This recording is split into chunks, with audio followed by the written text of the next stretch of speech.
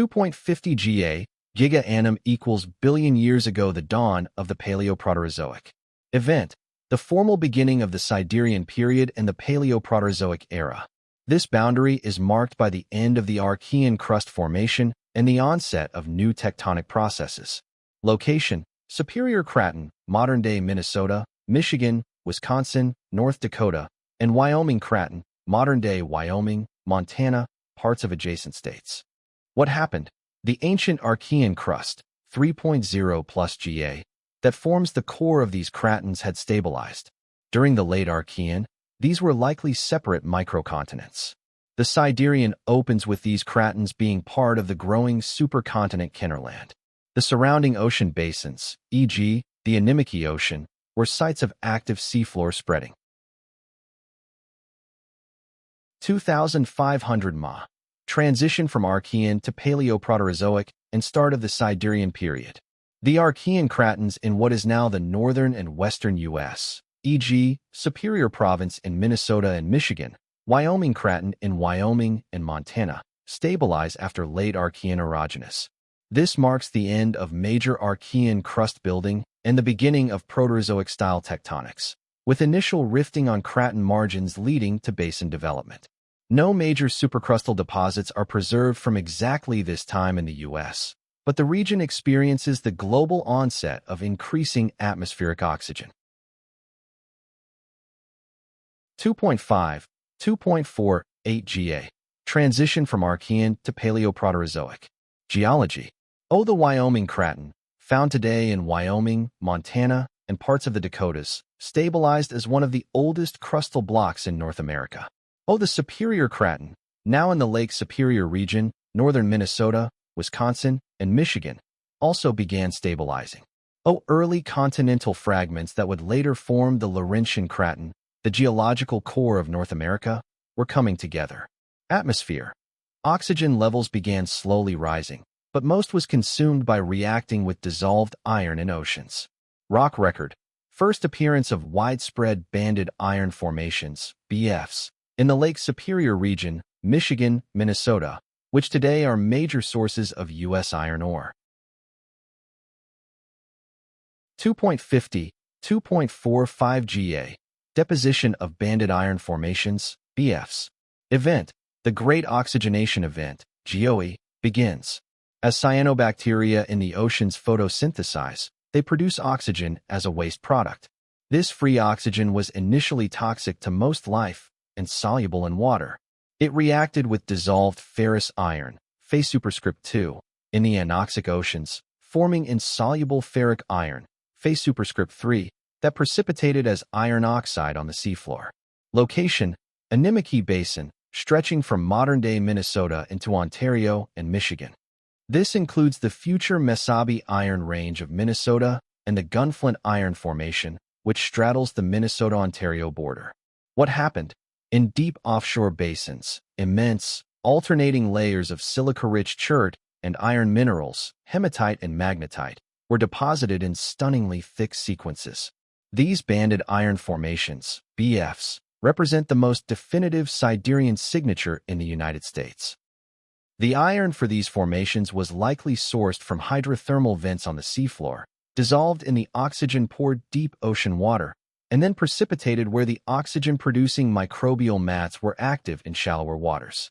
Legacy: these BFs are the source of virtually all the major iron ore mined in the United States today, forming the backbone of the American steel industry in the 19th and 20th centuries. 2,500 to 2,400 Ma. Peak deposition of banded iron formations, BFs, and early Great Oxidation Event. Oxygen produced by cyanobacteria in shallow seas reacts with dissolved iron, precipitating as magnetite and forming BFs. In the U.S., early BFs are preserved in the Lake Superior region, including parts of Michigan, e.g., precursors to the Negaunee Iron Formation in the Marquette Iron Range, and Minnesota, e.g., early Anemiki group sequences. These formations consist of alternating layers of iron oxides and chert, deposited in marine basins on the southern margin of the Superior Craton. The BFs in northern Michigan, first discovered in 1844, are associated with this period and represent economic iron ore sources. Although some Lake Superior BEFs have been dated to 2.1, 1.8 GA, later Palaeoproterozoic, their deposition began in the Siderian, reflecting the GOE's impact on ocean chemistry. In Wyoming, potential Siderian BEFs in the lower Snowy Pass supergroup, e.g., Deep Lake Group, indicate similar marine sedimentation on the Wyoming Craton. 2.48, 2.45 GA, volcanic activity and rifting. Event. While Kennerland was assembling, it was also experiencing intracontinental rifting, stretching and tearing apart from within, in some areas. Location. The southern margin of the Superior Craton, in what is now northern Minnesota and Michigan. What happened? This rifting activity led to volcanic eruptions on the seafloor and along the continental margins. The Ottawa Lake Volcanics in Wisconsin and the Mille Lacs Group in central Minnesota are remnants of this activity. These are primarily basaltic lava flows, indicating stretching and thinning of the crust. This creates basins and underwater mountains that control where sediments and BEFs are deposited. 2.45, 2.4 GA. Beginning of the Great Oxidation Event. Atmospheric change. Oxygen built up enough to start oxidizing surface rocks and minerals. This marks one of the most profound changes in Earth's history. U.S. evidence. In Minnesota and Michigan, ancient iron-rich sediments alternated between layers of hematite/magnetite and chert, directly recording fluctuating oxygen levels. Sulfur isotope data from rocks in the Lake Superior region shows signatures of the oxygen shift. Biology. Microbial mats, cyanobacteria, in shallow marine environments around ancient U.S. cratons produced free oxygen via photosynthesis. 2,450 to 2,400 Ma.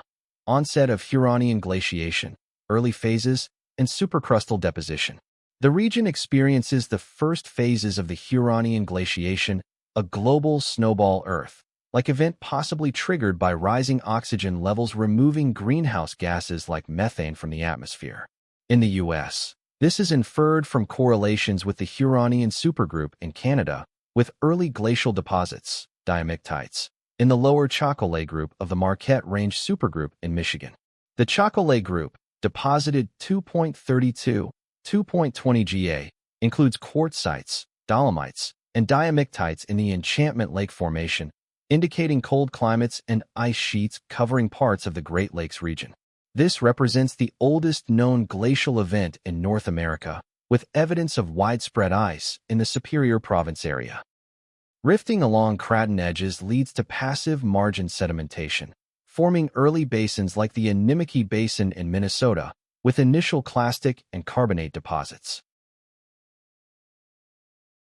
2.45, 2.30 GA. A period of relative quiescence and erosion. Event. A major lull in tectonic activity and a gap in the sedimentary record known as a stratigraphic hiatus or unconformity. Location. Across the Superior and Wyoming cratons. What happened? The intense deposition of BEFs waned. The core of Kennerland was assembled and became a stable, high-standing continental landmass.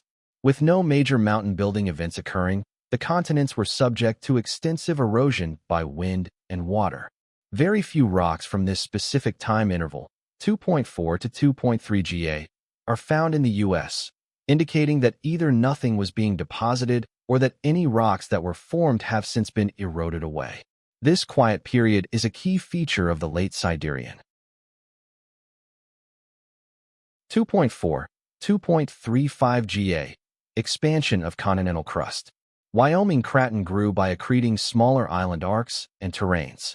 In Arizona and New Mexico, early crustal rocks, now part of the Yavapai and Mazatzal provinces, though mainly developed later, began their foundations.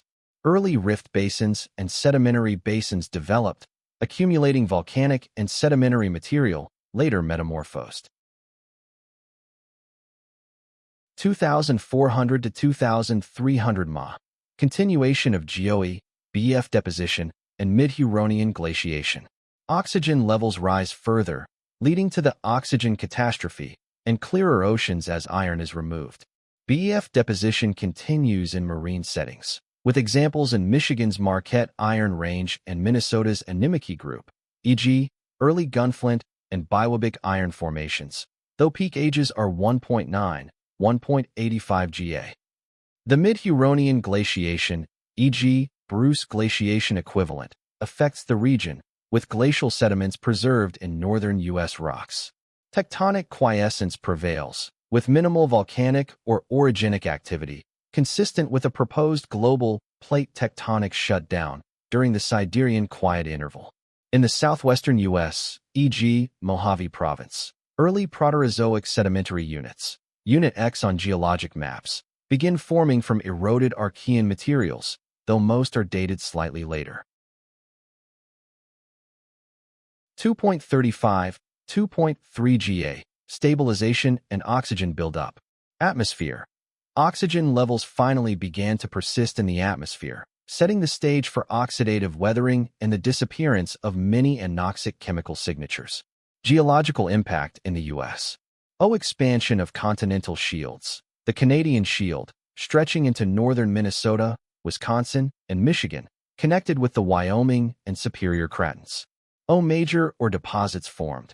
Banded iron formations across the Lake Superior iron ranges became some of the largest iron deposits on Earth. Global glaciation, possibly starting near the end of the Siderian, 2.3 Ga. Although the best evidence comes from Canada and South Africa, it's possible that regions of the U.S. Craton also experienced glacial episodes during this time. 2.3 Ga. The end of the Siderian and the onset of the Rhyation. Event. The formal end of the Siderian period at 2.3 Ga. Context. While the U.S. Cratons were quiet, the Great Oxygenation event was having catastrophic consequences for microbial life. Oxygen was a deadly pollutant, causing a mass extinction of anaerobic organisms. It also reacted with atmospheric methane, a potent greenhouse gas, triggering the planet's first global glaciation, known as the Huronian glaciation, which began almost precisely at the Siderian Rhyation boundary, 2.3 Ga. Evidence for this glaciation is found in Canada, but is not well preserved in the U.S. rocks from this era.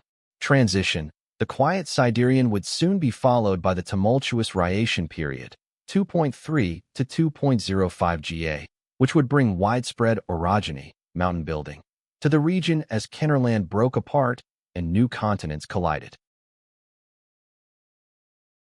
2,300 Ma. End of the Siderian period. Transition to the Rhyation period, with continued basin evolution and the third Huronian glaciation phase, 2.25, 2.22 Ga, leaving deposits in Michigan's Chocolate Group. The region sees increasing tectonic activity leading to the assembly of Laurentia in later Palaeoproterozoic times. Preserved Siderian rocks in the U.S. are metamorphosed and overlain by younger sequences, but they provide evidence of the shift to an oxygenated world.